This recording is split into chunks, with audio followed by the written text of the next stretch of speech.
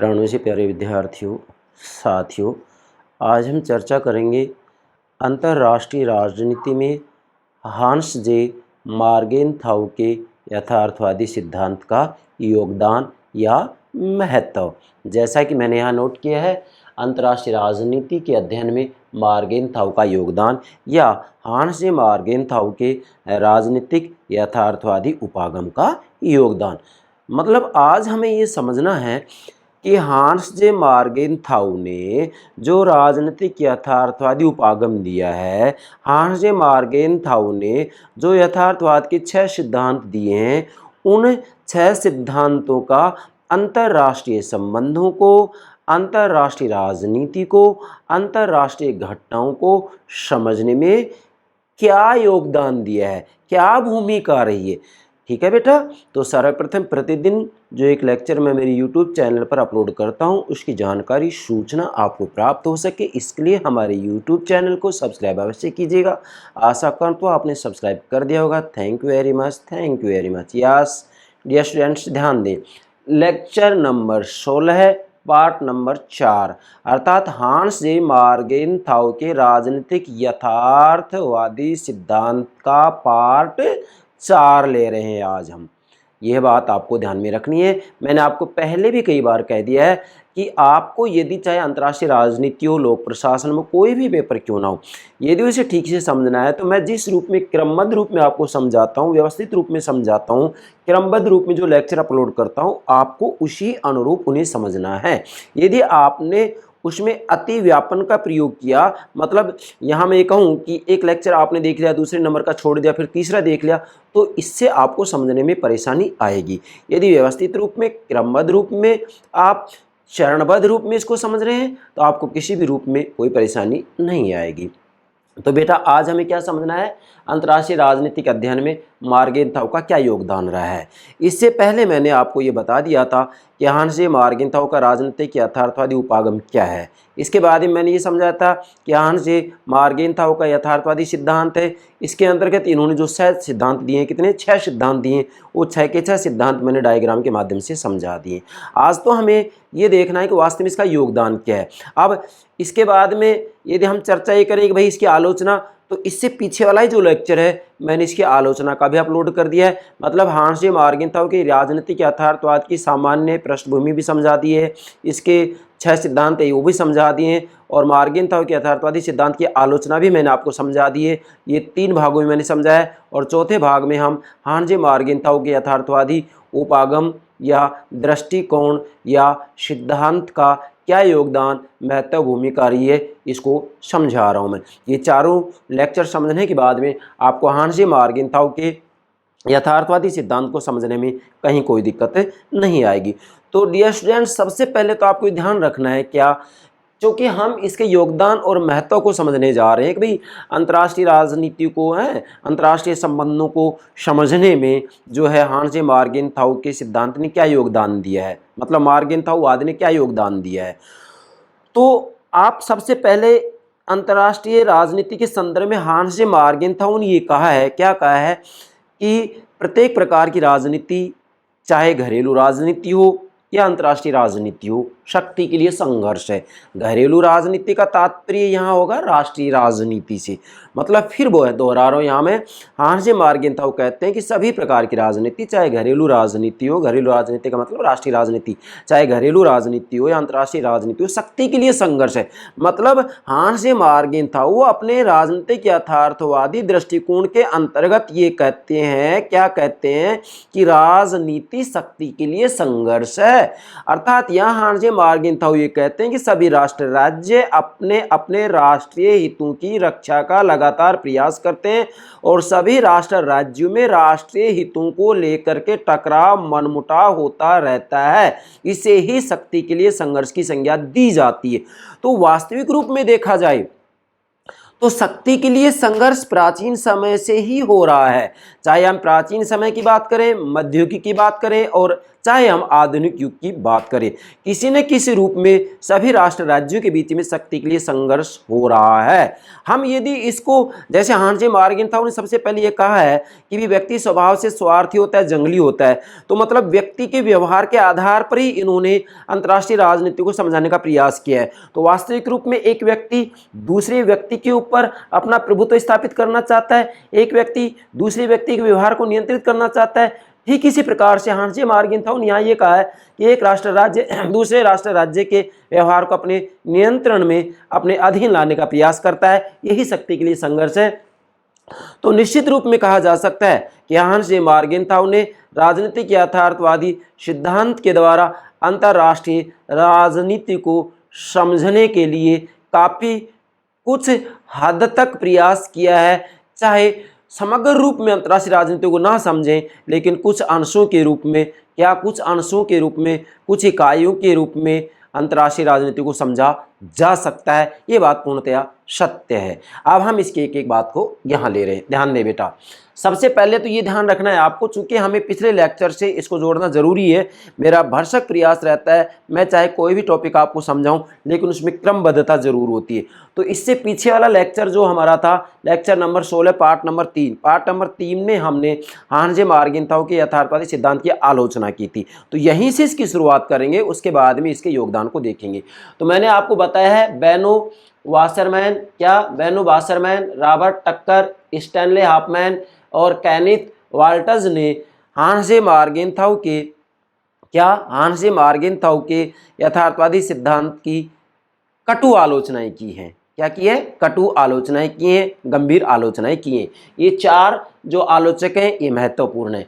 इसके बाद में यहाँ मैं ये कहना चाहूँगा कि वास्तविक रूप में देखा जाए तो इन चारों ही विद्वानों ने अपनी अपनी व्याख्यांश दिए हैं, लेकिन मैंने जो महत्वपूर्ण विद्वानों की व्याख्यान से वो नोट कर दिए हैं, बाकी औरों की आपको यहाँ आवश्यकता नहीं है। जैसे रॉबर्ट टक्कर कह रहे हैं कि यह न तो पूरी तरह यथार्थवादी है तथा न ही इसके नियमों का आपस में समन्वय है। मतलब रॉबर्ट टक्कर राजनीतिक यथार्थवादी सिद्धांत के बारे में कह रहे हैं कि यह पूरी तरह यथार्थवादी भी नहीं है और इसके नियमों के आपस में कोई समन्वय भी नहीं। यथार्थवादी इसलिए नहीं है क्योंकि यहाँ ये स्पष्ट रूप में कहता है कि राष्ट्र राज्य के बीच में शक्ति के लिए संघर्ष लगातार होता रहता है, और जब हमेशा लगातार संघर्ष होता रहता है तो ये बात स्पष्ट होती है कि हांजे मार्गेंथाउ ये कहना चाह रहे हैं कि सभी राष्ट्र राज्यों को शक्ति के लिए संघर्ष करते रहना चाहिए, अपनी शक्ति में वृद्धि करते रहना चाहिए। इसका मतलब यहाँ पर ये आदर्शवाद की बात भी कर रहे हैं, इसलिए यहाँ पर आदर्शवाद और यथार्थवाद दोनों दिखाई देते हैं। अतः ये कहा जा सकता है कि हांजे मार्गेंथाउ के यथार्थवादी सिद्धांत के अंतर्गत एक कमी है कि ये पूर्ण रूप में यथार्थवादी नहीं है, इसके अंतर्गत आदर्शवाद के तत्व भी निहित हैं। दूसरा, हॉफमैन कह रहे हैं इसे एक ऐसा सिद्धांत मानता है, मतलब हॉफमैन राजनीतिक यथार्थवादी उपागम को एक ऐसा सिद्धांत मानता है, या मार्गेंथाउवाद को एक ऐसा सिद्धांत मानता है जो अस्पष्टताओं तथा विसंगतियों से भरा पड़ा है। मतलब इसका कहना है कि राजनीतिक यथार्थवादी जो दृष्टिकोण है, उपागम है, या मार्गेंथाउवाद है, या मार्गेंथाउ का यथार्थवादी सिद्धांत है, वह अस्पष्टताओं तथा विसंगतियों से भरा पड़ा है। क्यों भरा पड़ा है? क्योंकि वास्तविक रूप में यहाँ इन्होंने शक्ति तत्व की जो परिभाषा दी है वह अपने आप में स्पष्ट नहीं है। इसी के साथ में राष्ट्रीय हित और राष्ट्रीय शक्ति के बारे में इन्होंने जो कुछ कहा है वह भी अपने आप में स्पष्ट नहीं है। अतः कहा जा सकता है कि हांजे मार्गेंथाउ के यथार्थवादी सिद्धांत के अंतर्गत काफ़ी कुछ कमियां हैं। तो इन दो विद्वानों के आधार पर आप इसकी आलोचना को स्पष्ट कर सकते हैं। इसके बाद में फिर मैंने यहाँ से शुरुआत की है किस बात की बेटा, अब हमें देखना तो ये है, चूंकि आलोचना तो मैंने पिछले लेक्चर में समझा दी है, ये तो मैं यहाँ से शुरुआत कर रहा हूँ इसलिए कि भाई अंतर्राष्ट्रीय राजनीति के अध्ययन के अंतर्गत मार्गेंथाउवाद या राजनीतिक यथार्थवादी सिद्धांत में काफ़ी कुछ कमियां हैं। मतलब मार्गेंथाउ ने अंतर्राष्ट्रीय राजनीति को समझने के लिए जो यथार्थवादी सिद्धांत दिया है, जो राजनीतिक यथार्थवादी सिद्धांत दिया है, उसमें कमियां हैं। तो ये कमियों की तरफ मैंने संकेत कर दिया, लेकिन इसका मतलब केवल ये नहीं कि कमियां ही हैं, नहीं, इसका योगदान भी है। भाई कोई भी सिद्धांत हो वह सर्वगुण संपन्न तो हो ही नहीं सकता, उसमें कमियां हैं तो इसके साथ में कुछ उसमें अच्छाइयाँ भी होंगी। कोई भी मनुष्य ऐसा नहीं है जिसमें सारे दोष हों या फिर सारे जो है गुण हों। भाई मनुष्य में अच्छाई भी होती है तो बुराई भी होती है। इसी प्रकार से चाहे किसी भी विद्वान विशेष का कोई भी सिद्धांत हो, उसमें अच्छाई होती है तो बुराई भी होती है। तो बुराइयों की चर्चा मैंने कर दी आलोचना के रूप में। अब इसमें कुछ अच्छाई भी है, इसका कुछ योगदान भी है, तो योगदान की बात भी करेंगे। जैसे कहा जाता है ना कि मनुष्य स्वभाव से स्वार्थी होता है तो परोपकारी भी होता है। मतलब मनुष्य स्वभाव से स्वार्थी होता है, हॉब्स और मैकियावेली स्पष्ट रूप में बात की है। और अगर गांधी जी की बात करें, जीन जैक्स रूसो की बात करें, तो ये कहते हैं कि मनुष्य स्वभाव से अच्छा होता है। जीन जैक्स रूसो ने तो यहाँ तक कहा है कि मनुष्य स्वभाव से भोला भाला होता है। आदर्श बर्बर शब्द का प्रयोग किया है कि वह बिल्कुल भोला भाला होता है, वह स्वच्छंद वनों में विचरण करता है, मतलब उसके पास अपने पराई की कोई भावना नहीं होती है। ठीक है बेटा, तो ये एक सामान्य सी बात है। वैसे सामान्य रूप में देखा जाए तो व्यक्ति के स्वभाव में अच्छाई और बुराई दोनों बात पाई जाती है। तो ठीक इसी प्रकार से प्रत्येक सिद्धांत में गुण और दोष दोनों ही पाए जाते हैं। तो इसके योगदान की बात करते हैं। अब हम ध्यान दें, सबसे पहली बात तो ये है कि हांस मार्गेनथाउ एक सर्वश्रेष्ठ सिद्धांतकार हैं। मतलब वास्तविक रूप में अंतर्राष्ट्रीय राजनीति को समझने के लिए इन्होंने जो यथार्थवादी उपागम दिया है, और यथार्थवादी उपागम के ये प्रमुख प्रवक्ता भी हैं हांस मार्गेनथाउ। तो ये प्रमुख प्रवक्ता होने के कारण ये एक सर्वश्रेष्ठ सिद्धांतकार हैं। कौन? हांस मार्गेनथाउ।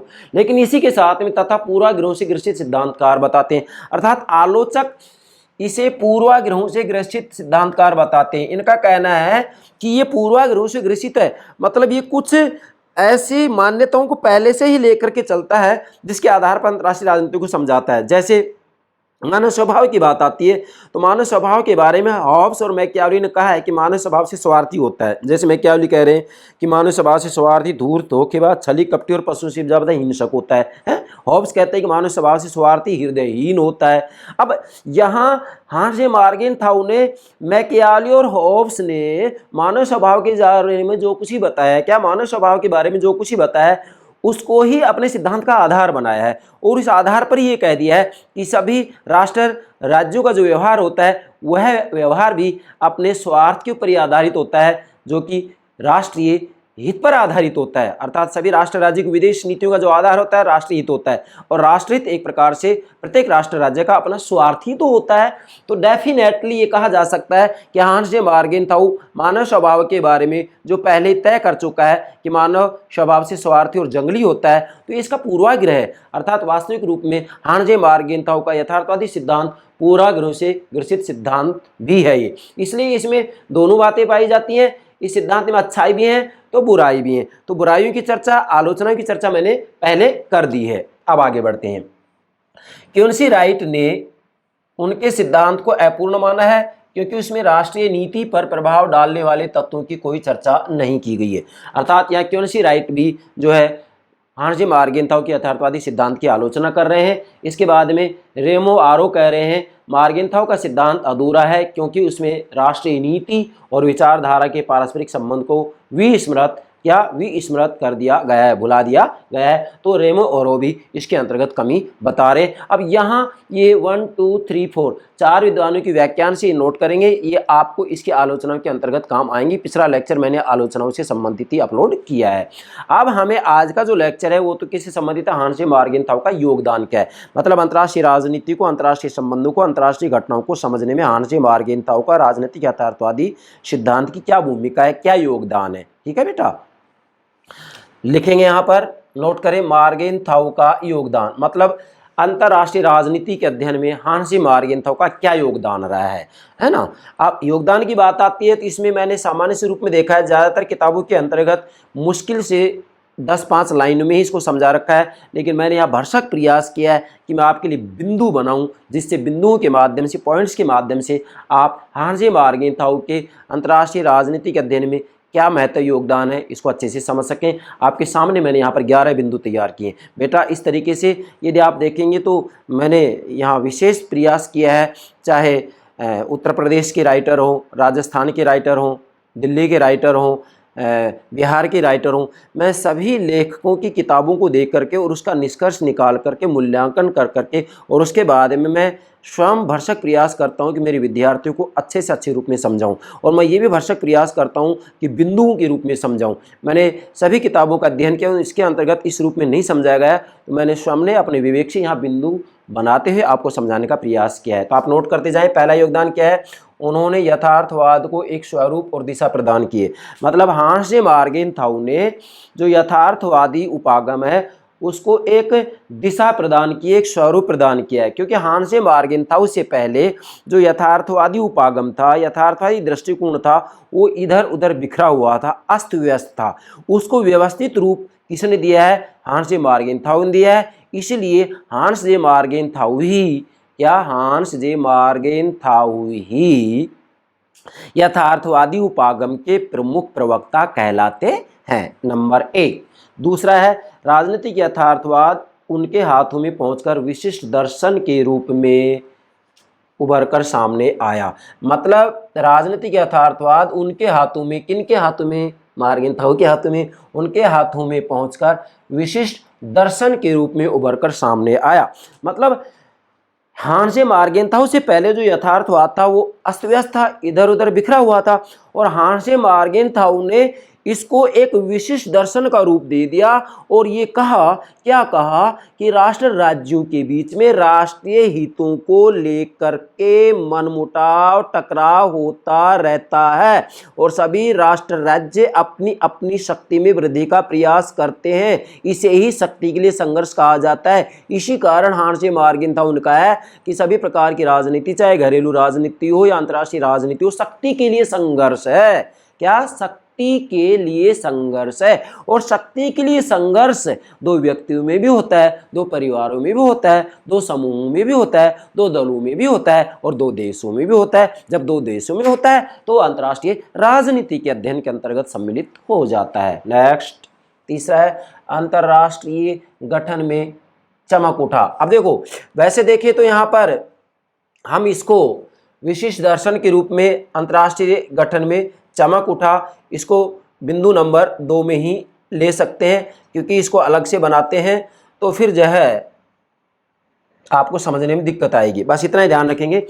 राजनीतिक यथार्थवाद उनके हाथों में पहुंचकर विशिष्ट दर्शन के रूप में अंतर्राष्ट्रीय गठन में चमक उठा। मतलब यहाँ जो ये मार्गेंथाउ का राजनीतिक यथार्थवाद है, मार्गेंथाउ के हाथों में पहुंच करके एक विशिष्ट दर्शन के रूप में अंतर्राष्ट्रीय गठन में चमक उठा। मतलब अंतर्राष्ट्रीय गठन में, अंतर्राष्ट्रीय राजनीति को समझने में ये एक प्रकार से मैं कहूँगा कि इसकी ख्याति बढ़ती चलेगी कि भी अंतर्राष्ट्रीय राजनीति को, अंतर्राष्ट्रीय घटनाओं को, अंतर्राष्ट्रीय संबंधों को हांसे मार्गेंथाउ के राजनीतिक यथार्थवादी उपागम से समझा जा सकता है। नेक्स्ट, बिंदु नंबर 3, उनका सिद्धांत अंतर्राष्ट्रीय राजनीति के संचालित होने का एक तर्कसंगत विश्वसनीय आधार प्रस्तुत करता है। मतलब हांसे मार्गेंथाउ का राजनीतिक यथार्थवादी सिद्धांत अंतर्राष्ट्रीय राजनीति के संचालित होने का एक तर्कसंगत विश्वसनीय आधार प्रस्तुत करता है। क्यों करता है? क्योंकि हांसे मार्गेंथाउ स्पष्ट रूप में कहते हैं, क्या कहते हैं कि भाई अंतर्राष्ट्रीय राजनीति का जो लक्ष्य होता है वो राष्ट्रीय हित होता है,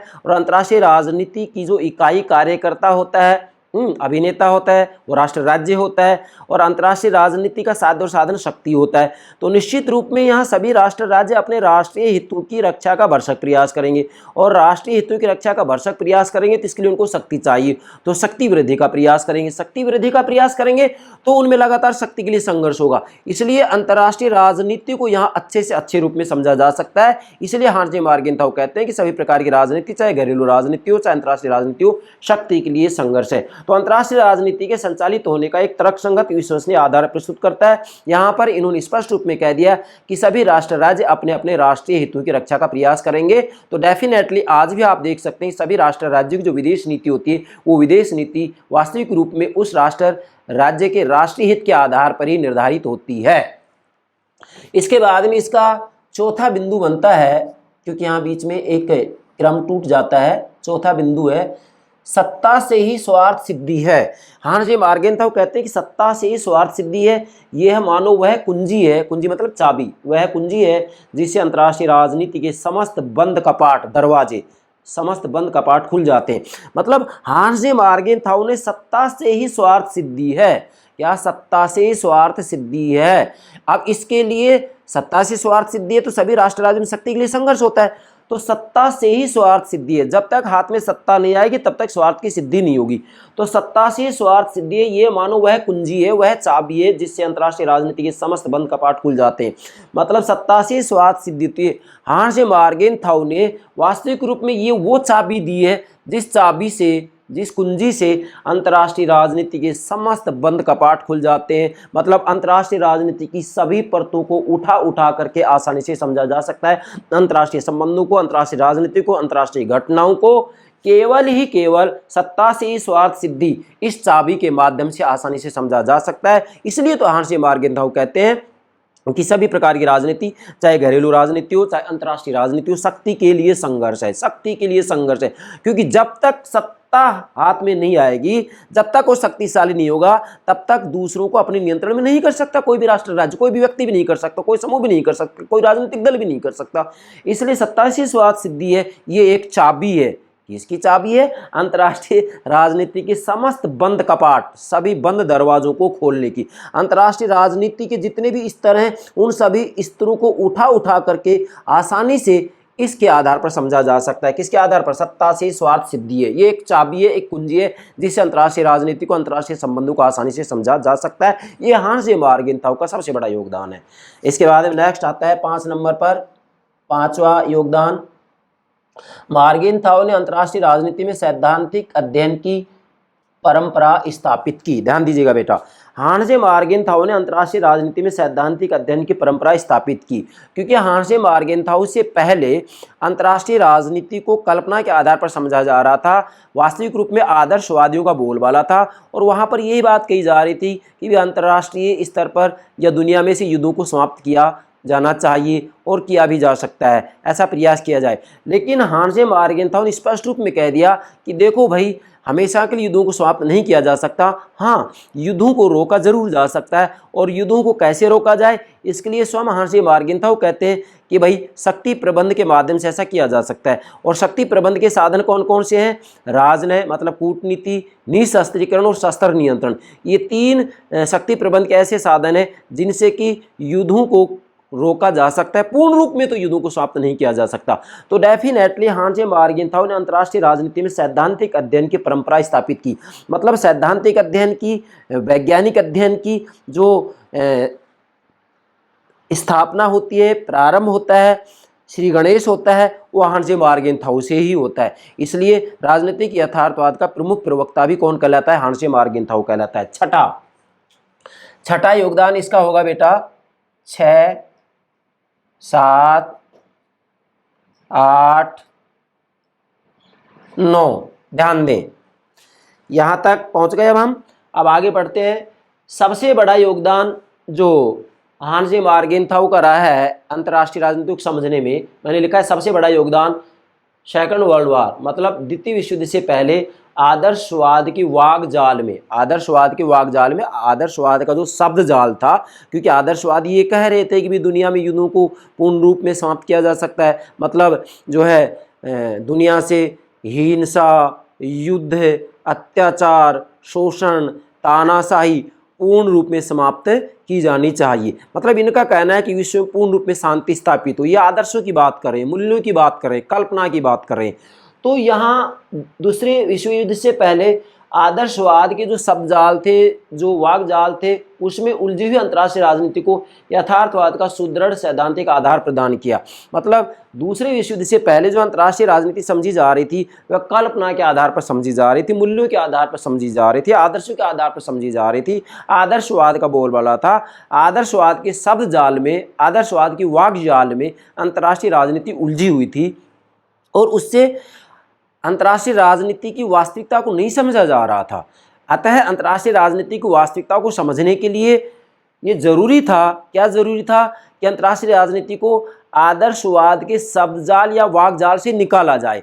और इसके वाकजाल से, शब्दजाल से निकालने के लिए वास्तविक रूप में अंतर्राष्ट्रीय राजनीति को यथार्थवादी रूप दिया गया और हांस मार्गेनथाउ ने यथार्थवादी उपागम दिया। और उस यथार्थवादी उपागम के आधार पर ये कह दिया, क्या कह दिया कि युद्धों को पूर्ण रूप में समाप्त नहीं किया जा सकता, क्यों? क्योंकि सभी राष्ट्र राज्य अपने अपने राष्ट्रीय हितों को लेकर आपस में टकराएंगे, मतभेद होगा, और मतभेद होगा तो डेफिनेटली शक्ति के लिए संघर्ष होगा, शक्ति के लिए संघर्ष होगा तो निश्चित रूप में युद्ध भी होंगे। युद्धों को हमेशा के लिए टाला नहीं जा सकता, रोका नहीं जा सकता। हाँ, युद्धों को कुछ समय के लिए रोका जा सकता है, कम किया जा सकता है। ये कैसे किया जा सकता है? शक्ति प्रबंध के आधार पर। शक्ति प्रबंध के साधन 3 हैं, फिर से बोल रहा हूँ, राजनय, निशस्त्रीकरण और शस्त्र नियंत्रण। फिर से बोल रहा हूँ, राजनय, निशस्त्रीकरण, शस्त्र नियंत्रण। इन 3 के माध्यम से युद्धों को रोका जा सकता है, कम किया जा सकता है, लेकिन सदा के लिए समाप्त नहीं किया जा सकता। इसलिए यहाँ पर हांस जे मार्गेंताओ का सबसे बड़ा योगदान यही है कि इन्होंने अंतर्राष्ट्रीय राजनीति को आदर्शवाद के शब्दजाल से निकालकर अंतर्राष्ट्रीय राजनीति के यथार्थवाद का सुदृढ़ सैद्धांतिक आधार प्रदान किया। ये काम किसने किया है? हांस जे मार्गेंताओ ने किया है। इसलिए राजनीतिक यथार्थवाद के प्रमुख प्रवक्ता कौन है? हांस जे मार्गेंताओ। नेक्स्ट 7वां है, मार्गेंताओ ने इधर उधर बिखरे हुए विचारों को श्रृंखलाबद्ध करके उन्हें एक वैज्ञानिक सिद्धांत के धरातल पर बिठा दिया। मतलब हांस जे मार्गेंताओ से पहले यथार्थवाद के बारे में हालांकि विचार दे दिए गए थे, लेकिन वो सभी विचार व्यवस्थित नहीं थे, क्रमबद्ध नहीं थे, इधर उधर बिखरे हुए थे। उन सभी यथार्थवादी विचारों को क्रमबद्ध रूप में, श्रृंखलाबद्ध रूप में, एक वैज्ञानिक सिद्धांत के रूप में किसने दिया? हांस जे मार्गेंताओ ने ही दिया है। इसलिए हांस जे मार्गेंताओ ही राजनीतिक यथार्थवाद के प्रमुख प्रवक्ता कहलाते हैं। इनको मार्गेंताओवाद की संज्ञा भी दी जाती है। मतलब राजनीतिक यथार्थवादी सिद्धांत को मार्गेंताओवाद भी कहा जाता है। क्यों कहा जाता है? क्योंकि इसके प्रमुख प्रवक्ता हांस जे मार्गेंताओ ही हैं।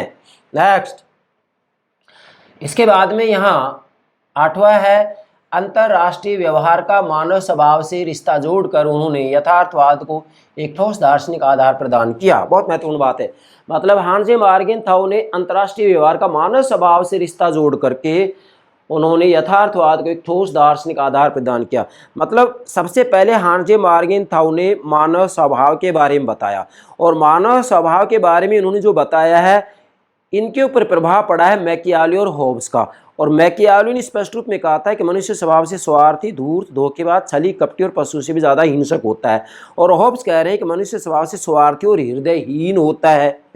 जैसा कि हांस जे मार्गेंताओ यहाँ स्पष्ट रूप में कह रहे हैं कि भाई वास्तविक रूप में जैसे व्यक्ति का जो स्वभाव होता है स्वार्थी और जंगली होता है, वैसे ही राष्ट्र राज्य अपने अपने राष्ट्रीय हितों को लेकर के जो अंतर्राष्ट्रीय संबंधों में आचरण करते, व्यवहार करते हैं, उसका जो वास्तविक व्यवहार होता है, आचरण होता है, वह राष्ट्रीय हित पर ही आधारित होता है, स्वार्थ पर ही आधारित होता है।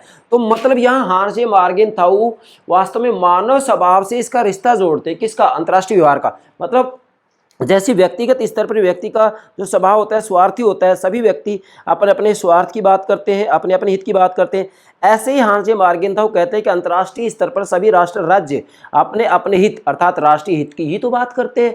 तो इसलिए यहाँ पर अंतर्राष्ट्रीय व्यवहार का मानव स्वभाव से रिश्ता जोड़कर उन्होंने यथार्थवाद को एक ठोस दार्शनिक आधार प्रदान किया। ये बात पूर्णतः सत्य है कि हांस जे मार्गेंताओ ने वास्तविक रूप में मानव स्वभाव के बारे में जो ये बताया था कि मानव स्वभाव से स्वार्थी जंगली होता है। तो ठीक इसी ही प्रकार से इन्होंने कहा कि राष्ट्र राज्यों का जो आचरण होता है उसका आधार भी स्वार्थी होता है। और स्वार्थ क्या होता है? राष्ट्रीय हित होता है, राष्ट्रहित होता है। कोई भी राष्ट्र राज्य हो अपनी विदेश नीति जब तय करता है तो विदेश नीति तय करते समय अपने राष्ट्रीय हितों को अवश्य ध्यान रखता है, और राष्ट्रीय हितों को ध्यान में रखना ही उस राष्ट्र राज्य का स्वार्थ है। अतः स्पष्ट रूप में कहा जा सकता है कि वास्तविक रूप में हांस जे मार्गेंताओ ने यथार्थवाद को एक ठोस दार्शनिक आधार प्रदान किया। इसके आधार पर अंतर्राष्ट्रीय व्यवहार का मानव स्वभाव से रिश्ता जोड़कर, मतलब मानव स्वभाव से स्वार्थी है, जंगली है, तो वास्तविक रूप में जो मानव स्वभाव से स्वार्थी जंगली है, तो राष्ट्र राज्य का जो नेता होता है, राष्ट्र राज्य का जो राज्याध्यक्ष होता है, शासनाध्यक्ष होता है, जिसे हम राष्ट्रपति प्रधानमंत्री कहते हैं, तो निश्चित रूप में वो भी अपनी विदेश नीति तय करते समय क्या अपने राष्ट्रीय हित को नज़रअंदाज कर देंगे? क्या विदेश नीति तय करते समय अपने राष्ट्रीय हितों का ध्यान नहीं देंगे? अपने राष्ट्रीय हितों को ध्यान में रखेंगे। राष्ट्रीय हितों को ध्यान में रखना ही उनका स्वार्थ है। तो निश्चित रूप में कहा जा सकता है कि मार्गेंताओ ने यथार्थवाद को एक ठोस दार्शनिक आधार प्रदान किया है। 9वां है, अंतर्राष्ट्रीय राजनीति में शक्ति के महत्व को उजागर करके उन्होंने हमें अध्ययन और अनुसंधान का एक ऐसा नया ढंग सिखाया जिससे अंतर्राष्ट्रीय राजनीति को भूत, वर्तमान, भविष्य तीनों कालों की समस्याओं को देखा जा सके। ये इसका नवा योगदान होगा। अब इसको मैं समझा रहा हूँ। अंतर्राष्ट्रीय राजनीति में शक्ति के महत्व को उजागर करके भाई हानजे मार्गेंथाउ स्पष्ट रूप में कहते हैं कि सभी प्रकार की राजनीति, चाहे घरेलू राजनीति हो, घरेलू राजनीति का मतलब राष्ट्रीय राजनीति, चाहे घरेलू राजनीति हो, अंतर्राष्ट्रीय राजनीति हो, शक्ति के लिए संघर्ष है। और वैसे देखा जाए तो शक्ति का इन्होंने तात्पर्य क्या बताया? शक्ति का तात्पर्य ये बताया है कि दूसरों के ऊपर प्रभुत्व और नियंत्रण स्थापित करना। तो चाहे दो व्यक्तियों की बात हो, दो व्यक्तियों की बात आती है तो एक व्यक्ति ये चाहता है कि दूसरे व्यक्ति पहले व्यक्ति की बात माने। ऐसे ही राष्ट्र राज्य भी चाहते हैं, एक राष्ट्र राज्य भरसक प्रयास करेगा कि भाई दूसरा राष्ट्र राज्य मेरी बात माने। तो मतलब यहाँ नियंत्रण और प्रभुत्व के रूप में शक्ति का अर्थ बतलाया गया है। अर्थात शक्ति का सीधा साधा अर्थ ये होगा कि अ नामक व्यक्ति या अ नामक देश ब नामक व्यक्ति या वह नामक देश से अपनी इच्छा अनुसार जो कार्य करा लेता है, वह कार्य कराने की जो क्षमता उसके पास में होती है, वह क्षमता ही क्या कहलाती है? शक्ति कहलाती है। मतलब दूसरों के आचरण को अपने अनुरूप प्रभावित करना या दूसरों के आचरण को, व्यवहार को नियंत्रित करने की क्षमता जो एक व्यक्ति या एक राष्ट्र राज्य के पास में होती है, वही शक्ति होती है। और सभी राष्ट्र राज्य भरसक प्रयास करते हैं कि एक राष्ट्र राज्य दूसरे राष्ट्र राज्यों को अपने नियंत्रण में लाए, उसके व्यवहार को अपने अनुरूप परिवर्तित करे। तो दूसरों के व्यवहार को अपने अनुरूप परिवर्तित करना ही शक्ति कहलाता है। तो यहाँ हानजे मार्गेंथाउ ने वास्तविक रूप में अंतर्राष्ट्रीय राजनीति में शक्ति के महत्व को उजागर करके उन्होंने हमें अध्ययन और अनुसंधान का एक ऐसा नया ढंग सिखाया है जिससे अंतर्राष्ट्रीय राजनीति को भूत, वर्तमान, भविष्य तीनों कालों की समस्याओं को देखा जा सकता है। मतलब यहाँ भूतकाल, वर्तमान काल और भविष्य काल की समस्याओं को देखा जा सकता है, समझा जा सकता है। क्यों? क्योंकि भूतकाल में, वर्तमान काल में और भविष्य में भी भाई शक्ति के लिए तो संघर्ष होगा ही होगा। चाहे दो व्यक्तियों की बात हो, दो समूहों की बात हो, दो दलों की बात हो, दो देशों की बात हो, दो राष्ट्र राज्यों की बात हो, सभी यही तो प्रयास करते हैं। क्या प्रयास करते हैं? एक व्यक्ति तो ये चाहेगा कि दूसरे व्यक्ति उसकी बात माने, एक समूह ये चाहेगा कि दूसरा समूह उसकी बात माने, एक दल ये चाहेगा दूसरा दल उसकी बात माने, एक राष्ट्र राज्य ये चाहेगा कि दूसरा राष्ट्र राज्य उसकी बात माने, उसके आचरण को प्रभावित करे। तो दूसरों के आचरण को प्रभावित करना, दूसरों के व्यवहार को नियंत्रित करना, ये नियंत्रित करने की जो क्षमता उसके पास में होती है, वो क्षमता ही तो शक्ति कहलाती है। तो शक्ति का प्रयोग भूतकाल में भी हुआ है, वर्तमान काल में भी हो रहा है और भविष्य में भी होगा।